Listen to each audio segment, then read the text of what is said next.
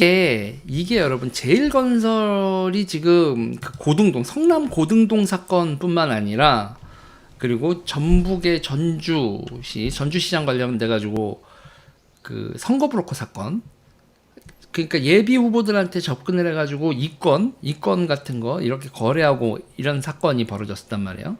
거기서 이제 제일건설 뭐 그 얘기가 또 나옵니다. 자, 여기서 이제 저는 제가 얘기하고 싶은 게 뭐냐면, 이게 제일건설이 매출이 1,000억에서 1조짜리 회사가 됐거든요.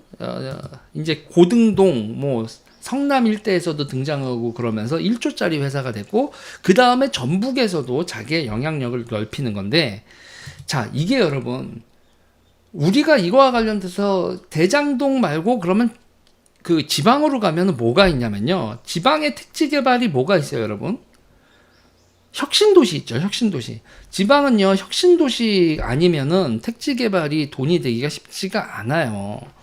근데 이 혁신도시라는 것 자체가 지방 공기업들 이전시켜가지고 거기서 그거를 중심으로 도시를 만드는 거잖아요. 그래서 전북에도 혁신도시가 있습니다. 그리고 이제 그 혁신도시가 조성되고 난 다음에는 그 근처에서도 또 택지 개발이 벌어져요. 혁신도시를 중심지로 해서 또 그 외곽 택지 개발이 벌어진다고요. 그렇게 도시가 확장이 되고 그러면서 이제 구도심은 완전히 죽어버리거든요. 지금 혁신도시 개발의 가장 큰 문제점 중에 하나가 혁신도시가 생기면 구도심이 죽어버려요. 이해가 무슨 얘기인지 이해가 되시죠? 혁신도시에 뭐 쇼핑센터도 들어오고 여러 생활 편의시설, 뭐 수영장, 뭐 이런 게 다 들어오고 체육센터 이런 게 다 들어오고 하니까 자꾸 그쪽이, 그리고 아파트가 새 아파트가 들어서잖아요. 공원도 조성되어 있는. 그러니까 그쪽이 공공기관도 있고 쇼핑 공간이나 사무 공간이나 이런 것들이 생기면서 거기에 옆에 또 혁신도시 옆에 또 택지 개발이 되면서 그렇게 구도시에서 신도시로 사람들이 이주하면서 구도시는 그냥 폭폭폭폭 박살나고 혁신도시는 쭉쭉쭉쭉. 이게 지금 지방에서 벌어지는 일입니다. 제로섬이죠, 제로섬. 제로섬이어서 이쪽 주기고 이런. 그런데 이제 제일건설 정도가 이 혁신도시에 여러분 거의 못 들어가요. 그러니까 혁신도시는요, 여러분, 그 메이저 형들이 노는 곳입니다. 자, 그런데 이제 전북 같은 경우는 예를 들면 일단 이 정부기관이 간 거는 농촌진흥청, 국립농업과학원, 국립식량과학원, 축산과학원, 뭐 이런 데, 농수산대학교, 지방자치개발원 뭐 이런 데가 갔어요. 그리고 또 보면은 그거 뭐예요? 그 국민연금공단도 가고요. 국민연금기금운용본부도 같이 딸려가고 이렇습니다. 그래서 이런 기관들이 가고, 그러면 여러분 이 지방에서요. 그런데 여기 개발을 할 때 제가 메이저들 형님들 노는 데지 제일건설쯤이 못 한다고 했는데, 여기 이제 전북 혁신도시 보면 여러분 그래요. 중흥, 포롱, 뭐 호반 이렇게 돼 있고, 뭐 호반 뭐 이런 식으로 돼 있어요. 그러니까는 제일건설은 1,000억대에서 성남에서 이게 이렇게 하면서 1조대로 훅 뛰고, 이제 혁신도시 사업이나 그 주변 택지에서도 자기들이 끼기 시작하는 메이저급으로 뜨는 거죠. 그러면서 이분들 뭐 언제부터 호반이야, 언제부터 중흥이야, 뭐 언제부터 부영이야, 나도 할 테야 라는. 이게 제일건설 광주에서 좀 오래된 건설사인데, 지금 옆에서 고만고만 자기랑 비슷비슷하던 중흥이나 뭐 호반이나 이런 데가, 부영 이런 데가 메이저로 올라가는 걸 봤잖아요. 어떻게 본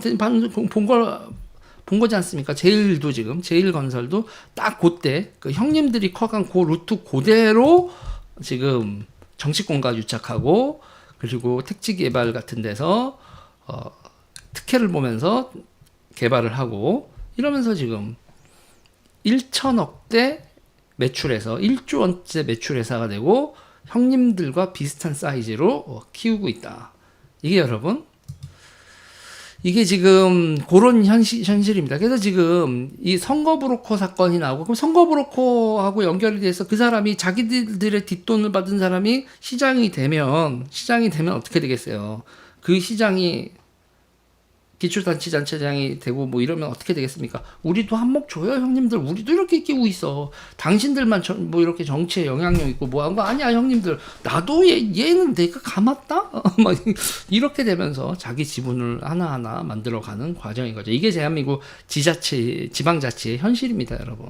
지방자치 혁신도시들이 벌어지를 하면서 지방정치가 벌어지는 모습이에요. 그런데 여기서 또 제가 한마디 하고 싶은 건 이게 여러분 사람의 이권이라는 것의 핵심적인 이권이요, 여러분. 정책, 돈, 자리 이런 거거든요. 그럼 여기서 또 어떤 게 되냐면 지방인재 선발을 해요. 지방인재 선발. 그러니까 지방인재 선발을 할 때 이게 여러분 시험 보고 그러니까 서울이 아니라 지방 인재를 뽑는 거 그래 오케이 거기까지는 여러분 오케이 하자고. 근데 디테일로 들어가서 지방 인재 중에서 누구를 뽑냐 해서 과연 공평하고 비리가 없냐, 취업 비리가 없냐, 이게 여러분 이게 문제예요. 그래서 제가 가끔 가다가 얘기하는 게 뭐 서울하고 지방하고 너무 불공정해요. 우리가 기회를 너무 많이 잃었어요. 그러면 그걸 지방으로 하게 되면 지방 사람들 중에서는 누가 먹느냐라고 봤을 때 훨씬 더 부패한 경우가 많아요.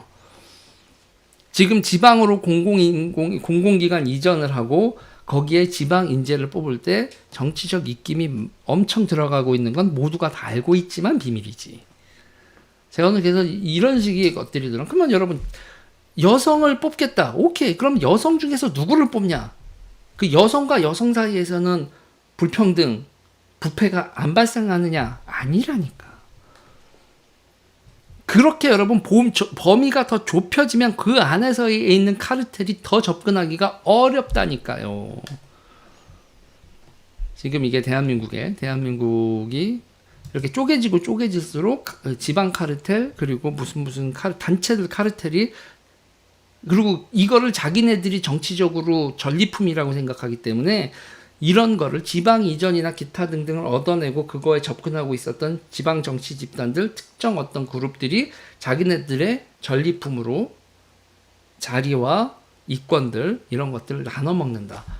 지금 대한민국 여러분 이 지방자치로 인해서 대한민국 시스템이 얼마나 개판이 나가고 있는지 지방은 약자다라고 생각하고 있는 유권자들의 이런 생각들 그리고 그에 따르는 지방으로의 예산과 뭐가 이렇게 내려오는 기관들이 이전하는 이런 혁신도시나 이런 정책들이 참 요상한 방향으로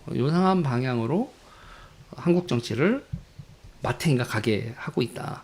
그래서 이거는 저는 이 전북 경찰 선거 브로커 사건 그리고 이제 김인섭 백현동 그런 데서 나오고 이제 그거에 성남 고등지구 이런 데서 얘기 나오는 것들 택지 개발 그리고 부패 취업 알선 이런 것들 한국 정치 지방 정치의 큰 암적인 존재들이다. 한국 정치 자체가 지금 이렇게 마탱이 가고 있다.